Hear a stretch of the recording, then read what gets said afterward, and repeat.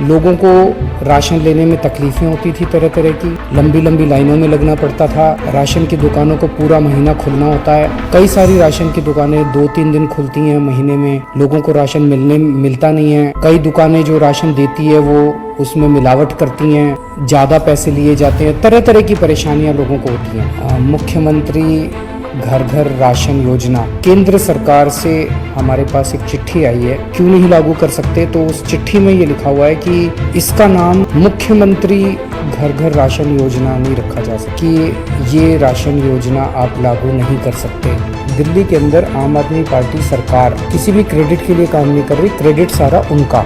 जाहिर तौर पे जो माफिया है वो बहुत स्ट्रांग माफिया है, वो बहुत ताकतवर माफिया है, उसके बड़े लिंक्स हैं, चारों तरफ उसके नेटवर्क है। इस महीने की 25 तारीख से यानी कि 25 मार्च से दिल्ली में एक बहुत ही क्रांतिकारी योजना चालू होने जा रही थी, मुख्यमंत्री घर घर राशन योजना। जैसा कि हम लोग जानते हैं कि सरकार गरीबों को राशन देती है, सस्ता राशन देती है।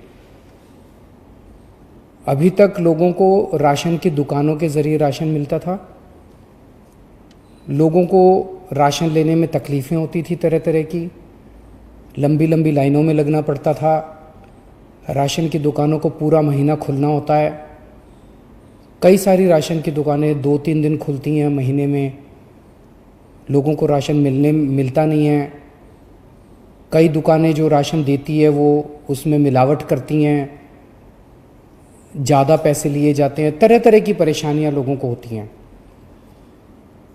तो दिल्ली सरकार ने काफ़ी लोगों से चर्चा करने के बाद कुछ वर्ष पहले ये समाधान निकाला कि अगर हम सीधे बोरी में पैक करके जितनी गेहूं बनती है उतना आटा और जितना चावल बनता है वो अगर बोरी में पैक करके उतना हर एक आदमी के घर भिजवा दें जितना उसका बनता है, तो लोगों को लाइनों में नहीं लगना पड़ेगा, वो सारी जो अभी राशन की समस्याएं वो दूर हो जाएंगी।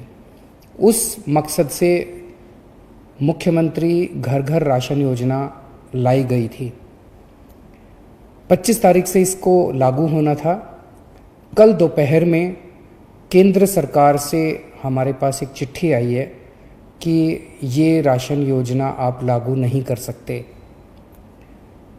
क्यों नहीं लागू कर सकते? थोड़ा सा हमें धक्का लगा वो चिट्ठी, क्योंकि 5 दिन पहले लागू होने के केंद्र सरकार ने इसको बंद किया। क्यों नहीं लागू कर सकते? तो उस चिट्ठी में ये लिखा हुआ है कि इसका नाम मुख्यमंत्री घर घर राशन योजना नहीं रखा जा सकता। उनको शायद मुख्यमंत्री शब्द से आपत्ति है। हम ये कोई अपना नाम करने के लिए नहीं कर रहे, हम ये योजना कोई अपना नाम चमकाने के लिए नहीं कर रहे, हम ये कोई क्रेडिट के लिए नहीं कर रहे। उसमें ये भी लिखा हुआ है कि चिट्ठी में ये लिखा हुआ है कि लोगों को ये लगेगा कि ये राज्य सरकार की योजना है। हम ये अपने क्रेडिट के लिए भी नहीं कर रहे। कोरोना के कार्यकाल में भी हमने कहा था कि दिल्ली के अंदर आम आदमी पार्टी सरकार किसी भी क्रेडिट के लिए काम नहीं कर रही, क्रेडिट सारा उनका, काम सारा हमारा, जिम्मेदारी सारी हमारी। हम इसी प्रिंसिपल पे काम करते हैं। तो आज सुबह मैंने अफसरों के साथ मीटिंग करी और मैंने उनको कहा कि इस योजना का नाम हटा दो। इस योजना का नाम अब इसका कोई नाम नहीं है, ये कोई योजना नहीं है, इसका कोई नाम नहीं है। जैसे पहले केंद्र सरकार से राशन आता था वो दुकानों के जरिए बढ़ता था, अब ये राशन जो है घर घर पहुंचाया जाएगा। हमें कोई नाम के अंदर नहीं पड़ना, कोई क्रेडिट के चक्कर में नहीं पड़ना, कोई मुख्यमंत्री योजना, कोई कुछ नहीं करेंगे। तो मैं समझता हूँ कि इस निर्णय के बाद अब केंद्र सरकार का जो भी आपत्तियाँ थी वो आपत्तियाँ दूर हो गई होंगी और केंद्र सरकार अब इसको आगे लागू करना हमें अलाउ करेगी। मेरे लिए राशन माफिया को दूर करके गरीबों तक राशन पहुंचाना व्यक्तिगत स्तर के ऊपर मेरे लिए बहुत ज़रूरी है, मेरे लिए बहुत इम्पॉर्टेंट है, अहमियत रखता है। आज से 22 साल पहले राशन माफिया के साथ मेरा संघर्ष शुरू हुआ था। पहले मैं इनकम टैक्स में नौकरी किया करता था। उसके बाद नौकरी से छुट्टी लेके और फिर बाद में मैंने नौकरी भी छोड़ दी। मैंने दिल्ली की गरीब बस्तियों, दिल्ली के गरीबों के साथ मैंने काम करना चालू किया, झुग्गी बस्तियों के अंदर काम करना चालू किया। दिल्ली में नंद नगरी, सुंदर नगरी, सीमापुरी की झुग्गियों के अंदर काम करना चालू किया। वहाँ झुग्गियों के अंदर जब काम करना चालू किया तो पता चला कि लोगों को राशन लेने में काफ़ी तकलीफ़ें होती हैं। उन्हीं दिनों में सूचना का अधिकार कानून आया था। सूचना का अधिकार कानून इस्तेमाल करके जब हमने सरकारी रिकॉर्ड्स निकलवाए तो पता चला कि लोगों के झूठे दस्तखत करके, लोगों के झूठे अंगूठे के निशान लगा के लोगों के नाम पे किस तरह से राशन चोरी किया जा रहा था। बहुत बड़े स्तर के ऊपर लोगों को राशन मिलता नहीं था और लोगों का राशन चोरी हो रहा था। उसके खिलाफ हम लोगों ने आवाज़ उठाई। हमने व्यवस्था परिवर्तन के खिलाफ आवाज़ उठाई। हमने गरीबों को राशन दिलवाने के लिए काफ़ी संघर्ष किया। हमारे कई कार्यकर्ताओं पे उन दिनों में और गरीब लोगों के ऊपर राशन माफिया ने अटैक भी किया, हमले भी किए, लेकिन नतीजे कुछ खास नहीं निकले। हम व्यवस्था परिवर्तन नहीं कर पाए। किस्मत से, ऊपर वाले की दया से, लोगों के प्यार और मोहब्बत से कभी हमने सोचा नहीं था, लेकिन ऐसा हुआ कि दिल्ली में हमारी सरकार बन गई और अब हमारे पास निर्णय लेने का अधिकार आ गया। तो पिछले 3-4 साल से मैं व्यक्तिगत इस पूरे स्कीम के ऊपर लगा हुआ हूँ कि किस तरह से राशन गरीबों तक, साफ सुथरा राशन, अच्छा राशन ईमानदारी से पहुँचे। और तब हमने इस योजना को, घर घर राशन पहुँचाने की योजना को 3-4 साल पहले शुरू किया था।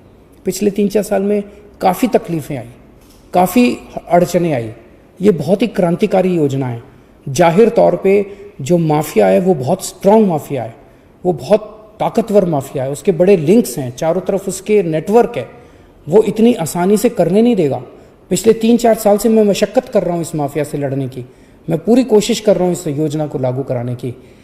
अब जबकि हमारा 20-22 साल पुराना सपना पूरा होने जा रहा था कि हम एक्चुअली लोगों के घर घर तक राशन पहुँचाने में सफल हो रहे थे, तो कल जब ये अड़चन आई तो थोड़ा सा दिल बैठ गया।